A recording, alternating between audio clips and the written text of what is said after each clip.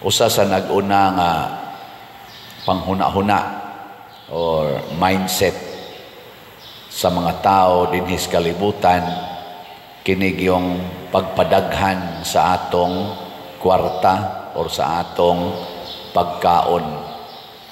Kami sa una dito sa bukid, basta makasanggi na ganis mais, nga mapuno-puno na ginang balay, nga maglisod na mig pangitag lugar, nga makahigda, lipay kaayo may daghan tag mais, daghan tag makaon, nga na gani makahalin-halin og mangga, palit din tos papag usa ka bakid nga bugas mais, isandig dayon sa may haligi dapit sa may kusina. Lipay kay may magtanaw usa ka sako kasandig, pero ang kadto na ganing among baro nga kanang kuan kanang sa murag taro ba, magsigi na ganing kagulkol inikaw sa kanana ang bagol pagkaguula na gyud paminahon niya, magtanaw ka wa nagisakong nagbarog skilid, wala na say mga mais nga gitapok, wana sugod nagkaguol kani kao na sa taani kamuting kahoy, mga plug na sa taanig mga ubing saag dito kakahuyan. Importante kayo na nato nga mudaghan atong pagkaon. Lingi ay mong tupad ina daghan mong pagkaon sa inyo. Nadaghan.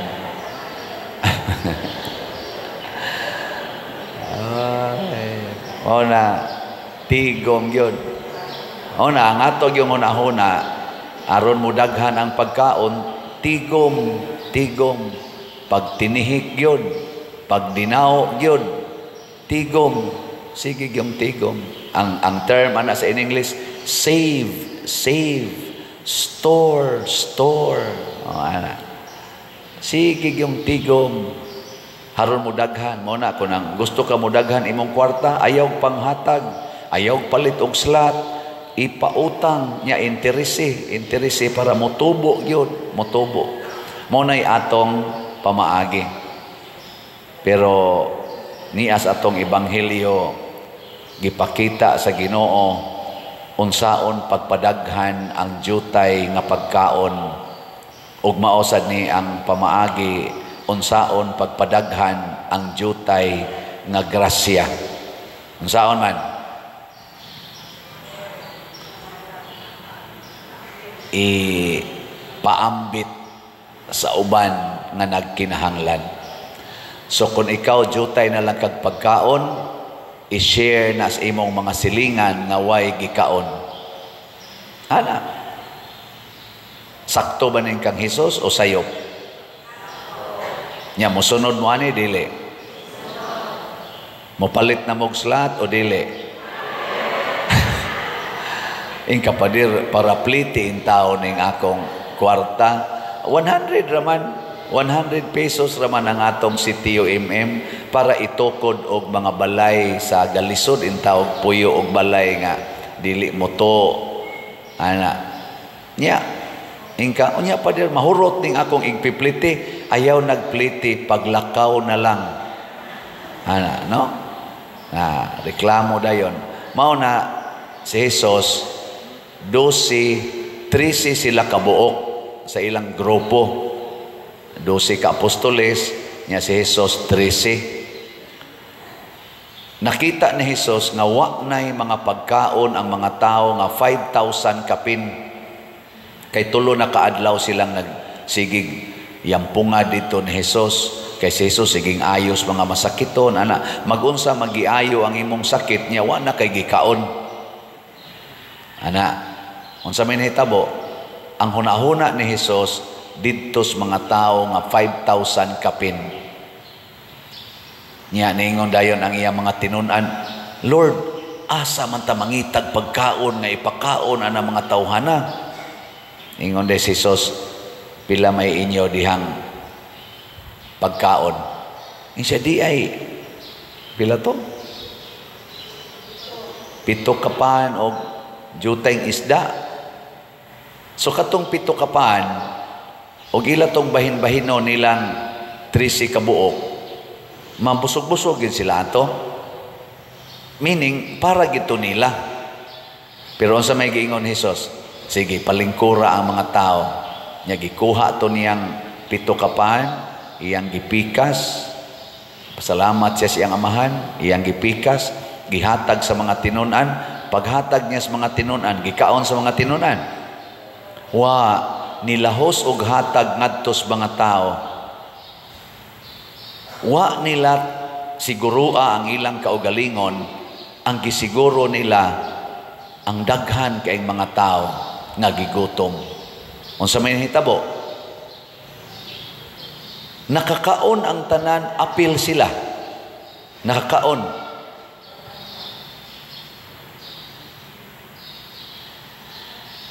Unya, ang pinakanindot kay nasubrahan pagyud og 7 ka bukag. Pasabot ang 7 ka pan pagkabusog na tanan nahimo pagyong 7 ka bukag. Bisan pagkato mga tinunan og si Hesus usa ka semana di sila maglutog pan, di na sila kahurot atong 7 ka bukag nga panoy. Di ba? Nakasabot mos meaning ani? Pastilan ako imagine ko ba kung ang tanang mga Katoliko din sa Pilipinas kanang galingkod sa gobyerno, galingkod sa simbahan o mga members, kung doon natay attitude nga ingon ani nga maghuna-huna ta kanunay para sa kadaghanan, dili para sa atong kaugalingon, ma-imagine ninyo ang atong nasod? Unsa man, gubot o malinaon? Magkahugno o mulambo? Bright kay mo. Pero kumusta man ang inyong gibuhat karon, ang atong gibuhat, unsa man, ang pagpaambitay o ang pagsiguruay sa kaugalingon? Siguruay sa kaugalingon. Bitaw. Mauna nga luoy kay ta. Luoy kayo. Ang kinabag-an nga katawhan mo'y atong tan-aon ug maoy atong tubagon ang ilang panginahanglan. Munang ako pasalamat ko na malit mo din higslot. Ako mong tagag-update ha. Nahihinay lang. Ang atong SBF dag para sa atong kumbinto, napamatay dako-dako yung bayronon diha. Niabot nag 45,203 ang atong slots nga nahalin. Naapay 14,797 ka slots na available, 500 pesos per slot. Di ba? Kamong tanan nga naay 500 pesos, ayaw siguro ang inyong kaugalingon. Ihatag usa na dinhi kay para na sa tibuok simbahan, kinabag-an. Mas dako man ang simbahan kaysa inyong pamilya, di ba? No. Pila man mo kabuk sa inyong pamilya, abot mo na po kabuk. Pila man kabuk tao din sa simbahan nga mogamit aning atong project, thousands. O niya, nasa taan ni 16 slot challenge, nga tag 8,000 per challenge, niabot na sa 335 ka 16 slot challenge atong nadawat. Niya, ang atong CTUMM para atong ipangtukod og balay sa mga tao nga wagi balay, nga ato nang gi-identify, ato nang na-survey, mga 61 kabalay ang atong target. Ang atong halin sa CTUMM, 63,643 na kaslots. 6,355 na lang yun kaslots ang nahibilin, tag 100 pesos per slot. Di ba? Dali na kini mahurot. Bisa kunyang hapon, hurot na ni siya kung kitang tanan kamong naminaw dias online o kinirong ni adinhi. Mopadala mog tag 100 sa akong GCash. Mopadala mog tag 100 sa GCash ni Brother Bernardo Jacobi, adto ba mo ni Remedios Ocaba, adto ba mong Hinara Laborte, makita man adinhi sa atong screen inig Cantas Offertory. Pada ilang tag 100 ninyo. Ugma inig report nako, sobra na ang atong halin. Salamat kay ninyo. Unya doon na sa ni siya 61 slot challenge nga tag 6,100 per challenge, niabot na sa 309 ka 61 slot challenge atong nadawat. Pakpakan nato ang nanghatag niini. Salamat kayo. Labi na gyud mong nanghatag og slot or namalit og slot dinhi nga naglisod sa pangwarta. Yan, ipalit pa gyud mong slot. Congratulations. Katilaw gyud mo og multiplication of your graces. Malipay yung Ginoo ana. Iya gid nang padaghanon. Muna, salamat kayo. Yan, nagsolicit sa tadinhi og para lugaw sa Misa de Gallo. 63 katag 3,500. Lugaw na. Kada kaldero, 3,500. Sa 9 days, sa Misa de Gallo na to diri, duha ka misa. Tag 7 man ka, estimate lang nato, 7 ka kaldero atong panghatag lugaw. Nakahali na sa tan, anay donor nga usa. So 62 na lang. 62 na lang ka slots nga tag 3,500. Lugaw pa more. Usa pa kabuok pero layo pa man sa to. Next week pa man sad.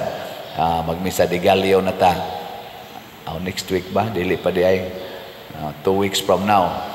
Sige.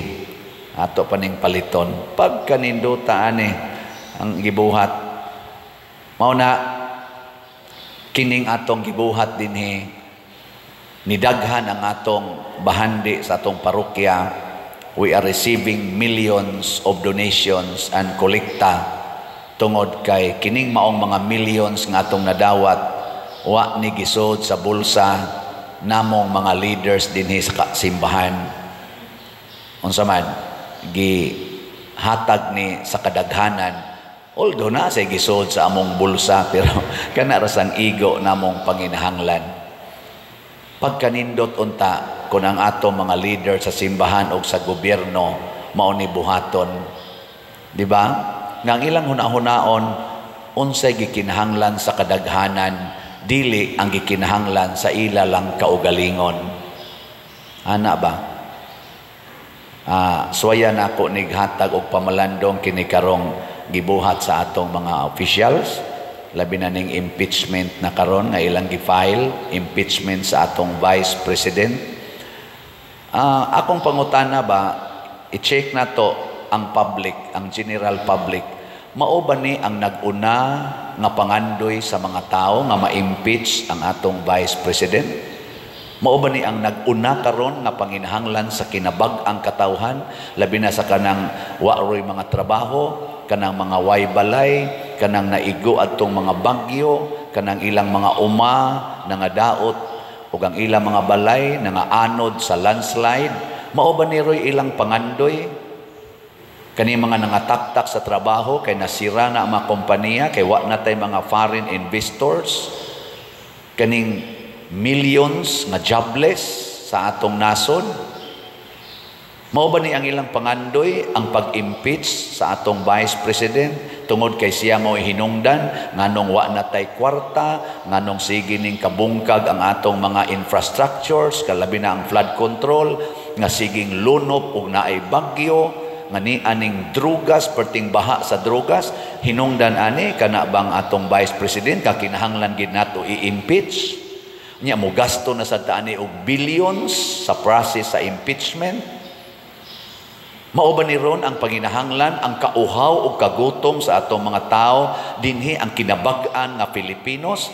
Ato kang pukaw ning ato mga leaders sama ni Kristo o sa mga apostoles na balaka sad sila kay wa na sila gikaon, pero gisiguro ni Kristo ang pagtan-aw unsay gikinahanglan sa kinabag-an kaysa sila lay mo pahimo sa ilang pagkaon nga 7 kapan. Yes, pobre ang Pilipinas, pero naa pa gitay natigom nga kwarta nga billions diha sa panudlanan sa gobyerno tungod sa atong mga buhis o kanang atong gipang-utang nga ang atong gigarantiya sa atong giutang nga mga kwarta nga trillions ang atong gigarantiya ang buhis sa mga tao nga kinabag-an sa Pilipinas. Nya gamiton aning maong buhat ni tubag baka ni sa maong panginahanglan sa kinabag-ang katawhan karon. Iampo nato mga igsoon kay ako naguol ko ni isip pare. Kita dinhi sige tang hatag ana mga ginagmay mga bugas tag 5 kilos dinhi kanang para pa ospital, para pa palit anang lungon, daghan kay naglisod. Gani tungod sa kadaghan na gyud nga magsigig anhi sa ato, pasaylo ako ninyo mga Jesus, tawgon man anak ko silang mga Jesus. Nigabot dire, ako din nya nasa Jesus ay makaguol man is Jesus usahay yan. Kaya nga mga Jesus, whatever you do to the least of your brethren, you do it to me. Porti naman sa yung daghana nila niya, mangimbitar pag yun, mangimbitar. Mo nang ako na lang gibutang, ato na lang gibutang agrol dire. Labing sayo nga mobalik sila 2 months. Mas nindot yun once every 3 months. Kaya kung bisag kada lang buwan, manganhay sila, hurot ang atong kolekta. Mag-average na kutag 1.5 million ang atong mas spend aning maong mga charitable activities. Makita ginato ba nga dinhilas atong parokya makuha na nako, mag-gauge na nako. Nya ang nanganhis ato dili na nato parokyano, lagyo na kaistanan na Italisay, Minglanilla, Konsolasyon, Mandawi, Lapu-Lapu, Compostela, abot pang Danau, abot pang taga Sugod, abot pang taga Negros, manganhi din abot pang taga Manila, hasta tuntua pa sa Nueva Ecija, manganhi din pinaagi anang online, magpadain taon sila letter. Sa ato pa naglisod na giron ang Pilipinas. Nga kung asa sila kadungog, nga naay pari, nga nanghatag, magpunsisok sila dito, mura sila mga langaw, maglumba o pangaon.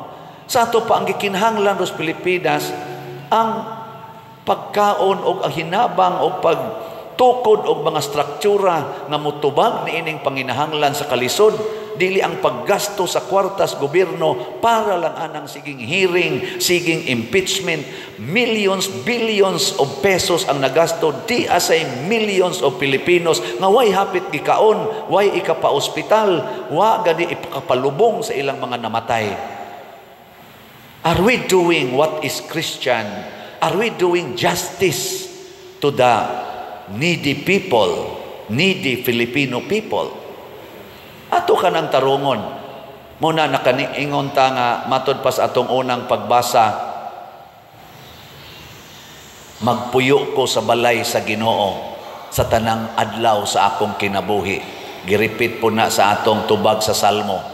Nganong ganahan man ta mo puyo sa balay sa Ginoo sa tanang adlaw sa atong kinabuhi, kay ang Ginoo kanunay mutubag sa atong panginahanglan, dili sa iyang panginahanglan.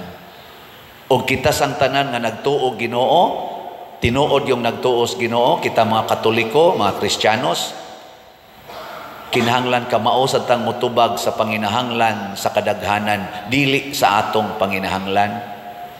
Ako uwaw naman kay ko dinhi nga magsikog baligya aning slot. Pero di gini akong panginahanglan. Sa panginahanglan ginis kadaghanan. Yes, I receive already millions of pesos. More than 400 million pesos na ang akong nadawat isipari for my 20 years in the priesthood. Pero kanang tanan gihatag gina nako ngadtos mga nanginahanglan. Pila ra goy kaon nako. Tanawar ko ni akong naong, nag-anam, nagkadaot. Kaya gamay na lang kong kaon. Pero na ko'y sugar na taas. Ako ning gituyo, tungod kay mas importante nga i-share ngadto sa uban. Kaya ako, nisod man ko sa pagkapari to become leader sa atong community. Muna mo hangyo sa kus ako mga fellow leaders na as gobyerno o ni as simbahan, atong unahon pagtanaw ang panginahanglan sa uban. Muna kanindot unta kung ato na nang buhaton kitang tanan. Kay gano man anha ta diha mo lambo. Dili na to siguroon ang atong personal interest. Doon na mangitay mga personal interest. Di kayo na nato i-highlight. Na mangitay mga personal needs. Politician, pari, madre, mga lay people, naagitay mga personal needs, dili na nato mo'y unahon. Niglingi ni mo sa imong kilid, way atop ang ilang balay, busloton kay bongbong, niya ang inyo nindot og atop, nindot og bongbong, pintal ragoy kuwang, ayaw na lang nagpintali.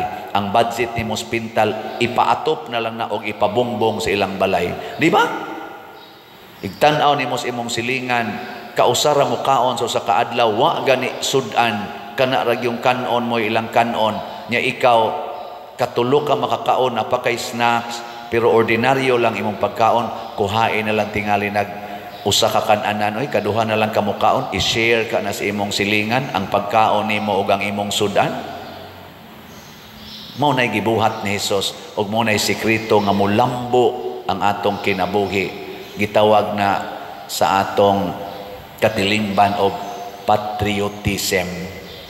Ang ato bang concern about the whole nation, the whole population. Ang kaning niang pagsigig paniguros ka o galingon, gitawag na og unsa man patronage. Kana bang ang patron ra, ang mga dagko ra mo'y atong atimanon og tahoron og alagaran, dili ang kinabag-an. Iampo na nato ha. Taas gini akong humili, na-carried ko sa akong feeling.